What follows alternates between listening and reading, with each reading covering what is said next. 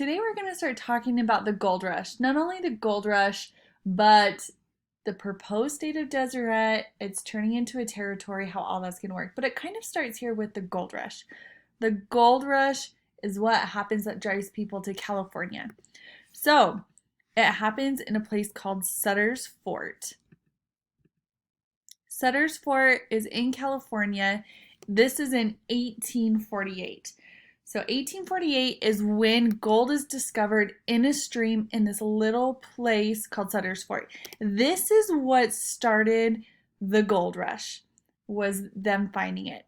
They would pan in the river like what you're seeing here in this picture. They'd shake out all of the rocks, everything, and then they found gold. They found a nugget of gold. So with the rush, with this gold rush, we don't often think about it starting in 1848, and that's because news of gold being found didn't reach the East Coast until it was too late for them to travel to California. There's no cars, there's no planes, there's no trains at this point. So if someone wants to get from the East Coast clear over to California, they have two options. They can walk and or ride a wagon, go by foot, or they can take a boat. All of those options are completely dependent on the weather. Weather completely dictates whether they can go, whether it's safe to go, whether it's by land or by sea. So they did not go in 1848. Once spring came, once it was safe to travel, they started going over by the thousands. The first year, so 1849, over 25,000 people went to California. That's why we call them the 49ers. So the football team, San Francisco 49ers. I'm sure you've all heard of them. When we're talking about the 49ers, we're talking about the people who rushed over for the gold rush in 1849. That's why we call them the 49ers. Pretty cool, right? Next up, we have 50,000 people who go the next year. So by 1850, an additional 50,000 people go over to California. These people are looking for gold, for a new beginning, to strike rich, for all of these things that you can possibly imagine. They're going for it. Okay, so the gold rush is in California. Why in the world are we taking time out of our day to talk about it? Where do they go through in order to get to California? Well, they go through Utah. And when we're talking about Utah, at this point, there is no Utah. We're calling it Utah because that's what we call it now. At this point, they had proposed to become a state. Remember that giant map I showed you?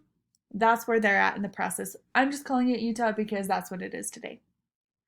Most of these miners, so there ended up being 75,000 plus people who go from the East Coast over to California. The majority of them stop in Utah. This is going to be a huge boost to the economy there. That boost is going to come in a couple of different ways. First of all, they are going to sell supplies to the miners. They're going to need to refill their stocks of stuff they've been eating with stuff that they're feeding their animals and their livestock. They're going to have to buy some more supplies. A lot of them way overpack. Have you guys ever overpacked for a vacation? Well, imagine having to haul that thousands of miles across the entire country.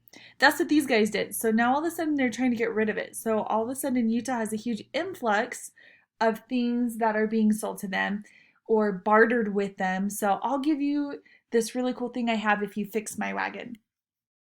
And the next thing is they do a lot of repairs. So they're putting a lot of money into the economy by fixing wagons, by fixing hitches, by repairing anything that's broken on their journey so far.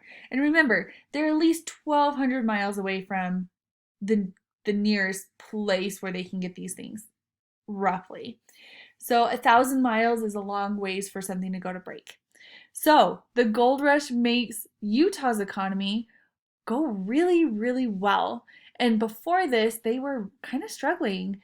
They're on their own. No one's really there to help them. They can't buy or sell or trade with anyone besides themselves. So this is really good. So we talked about this a little bit on that last lecture that we went through, but I want to go through and hit these points again because this is a really big deal. The Compromise of 1850. Okay, so you're looking at two maps up there. The gray one in that top map is unclaimed territory. Okay, it's territory that's not in possession of the United States at the time. And remember, this is before the Civil War. So all of that green area that you're seeing is slave states. All of the orange area that you're seeing is free states. And it's pretty evenly matched because that giant orange one that you're seeing on the top map is really not lived in by anyone. So population-wise, completely almost a dead even split. So when we're talking about adding anything else into the country, the problem is slavery. That's the big deal. We talked about this just a little bit before. We don't want to throw off the balance. If the balance is thrown off, that really is just going to turn it into pure chaos. That's going to start a war almost instantaneously because all of a sudden someone's going to get the upper hand. So imagine you and your sibling are fighting, or you and your best friend is fighting. Then all of a sudden your parent takes the other person's side instead of yours. Is that just going to make you mad and make you kind of explode? Absolutely. So we want to make sure that this stays even. So this is why this compromise is necessary. So it has a couple of different effects that we're going to talk about. First of all, the proposed state of Deseret, and I'll show you another map of it here in a second. But the proposed state of Deseret is no more. They're like, nope, we're not going to do it. It's too big. We are going to turn you into a territory and we are going to call you Utah. That is that yellow territory on the bottom. So that's what they're saying, that this is what Utah is going to be. And if you look at it, that's a lot bigger than Utah today. That includes all of Nevada. That includes all of Utah and some of Colorado. Next up, it's going to make California a state. More importantly, it's going to make California a free state. See how it's orange? They are now going to be a free state. Next, it's going to make that New Mexico area territory. Do you see those little asterisks there behind the territory? That means I've got something more to say. Both Utah and New Mexico are both entered into the Union as a territory. That is a slave territory. You heard me right. We become a territory that allows slavery. Okay, we'll get back to that here in a second. Actually, we'll just talk about it now. Yes, they can have slavery. Does that mean that Utahns practice slavery? No, it doesn't. They actually get a vote on slavery. So as a territory, they get to vote and they get to decide whether or not they are going to practice slavery. They really don't. Okay, so it's not a big thing, not a big issue here, but they are entered in as a slave territory and they do have the ability, if they choose, to own and have slaves. Okay, so now let's talk about the state of Deseret, or the proposed state of Deseret. That map in the middle is what you are going to be if you were first accepted as a state into the Union. That is massive. We talked about this last time. There is 9 states that are inside of what they wanted to have be one state. So it's a big deal. Look at how huge that is. That is going to be so much territory, so much land, and it's going to have a huge population, which means it would wield a lot of power. So within our government, one of the houses of Congress is based off of population. So the bigger the state is, the more people who live in that state, which is the key, based off of the population, is the more representatives you have. In today's terms, Utah has 4 representatives in the House of Representatives. California has 54 representatives in the House of Representatives because the population is so much bigger. So if we had that state the size of the state of Deseret, we would be massive. It would be crazy. It would be ridiculous. Okay, when we become a territory, our very first territory capital is a place called Fillmore.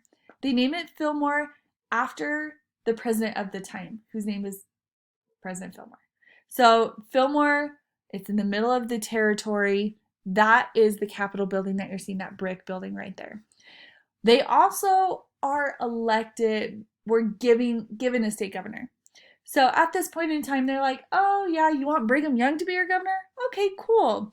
Let's do that. So Brigham Young is the first governor of the territory of Utah, and he's also the prophet of the Mormon church at the time. Okay, as a territory, President Fillmore gets to make a lot of appointments. We already talked about how he appointed Brigham Young to be governor. That's not all he gets to do. He also appoints a secretary to come and kind of handle things, and he also gets to appoint 3 judges. As you can tell by that picture, they are not very kind judges. He appoints judges from the East Coast who then have to relocate themselves clear across into the middle of nowhere and be the judges there. These judges hate Mormons. They hate being in Utah. If a person is in charge of judging you and they hate you, they hate your religion, they hate being where you live, how do you think that's going to work out for him? It's going to be awful. And we're going to talk here in a couple of days about how that really affects him, because it has some really long-lasting effects on them. Okay, so about slavery. We talked about this. They get to vote on whether or not they allow slavery or not. They get a say. They get to do that. The other thing that they get to do is they get to actually, we'll cover that in just a second. We'll get back to that. Okay, so now the question is why in the world did they change it from Deseret to Utah? There's a lot of controversy in this. People who are here, the Mormons at the time, they want Deseret because, do you remember what it means? Deseret means honeybee. Honeybee, the hive and everything, it stands for industry. It has a lot of meaning to them. But people back in Washington are like, Deseret? That sounds like desert. We're going to want people to live there eventually, and if it sounds like desert, they're not going to want to live there. So no, you can't name it Deseret. Oh, there's a tribe called the Ute tribe. That's got kind of a cool ring to it. Why don't we call them Utah? Yeah, let's call them Utah. So that's why we're called Utah. We're named after the Utes, and they just didn't want us to sound like desert. For good or for bad, that's what happened. That's why it is. Okay, this map is so cool because it shows you exactly all the places that it shrunk. So that gray outline is the original proposed, here's what we want, here's what we want to do. And they're like, no. So the Compromise of 1850, that is that big outline one with all of the gray dashes. What happens is they slowly start chipping it away. They don't really like Mormons still, and Mormons are still practicing polygamy, and that's just weird. So they are going to start giving parts of this territory away to other states. So you can see the timeline on there. In 1861, they lost the Colorado part, they lost the majority of Nevada. Then they start losing parts in Wyoming, and they lose the rest of Nevada, and they lose the rest of the chunk to Wyoming. Okay, so as a territory, do we get to have representatives in Congress? Yes, we get to have representatives in the House of Representatives, not in the Senate. So the Senate gets 2 people per state. You don't get anything for territories. The House of Representatives is based off of population. Yes, you can send someone there to be there, to talk, to try and make negotiations. Was it helpful? Not really, because they had 0 vote. So they got to go and say, hey, let's do this, let's do this, let's do this. But when it came down to it, they didn't get a vote. Okay, was Utah run different than any other territory at the time? No. Granted, they didn't really like him, but they didn't really treat him any different either. All right, let's talk about other differences between states versus territories. As a state, do you get a vote for president? Yes, you do. As a territory, do you get a vote for president? No, you don't. So we still have territories today. Let's talk about Puerto Rico. Puerto Rico is a territory here. Can Puerto Rico vote for president? No, they can't. Okay, next up, can you choose local officials? As a state, yes, absolutely. As a territory, only part of them. Some of them have been appointed for you. Do you get to make local laws as a state? Yes. Do you get to as a territory? Only part of them. You get told what to do a lot. Can representatives vote in Congress as a state? Yes, absolutely. Can they as a territory? No, which is incredibly frustrating and different. Okay, this is kind of going to wrap it up. Make sure to go and take that quiz. Again, you can take this quiz more than once. So if you don't get it all right, research it, go back, and take it again until you get the points that you like. Okay, have a good day.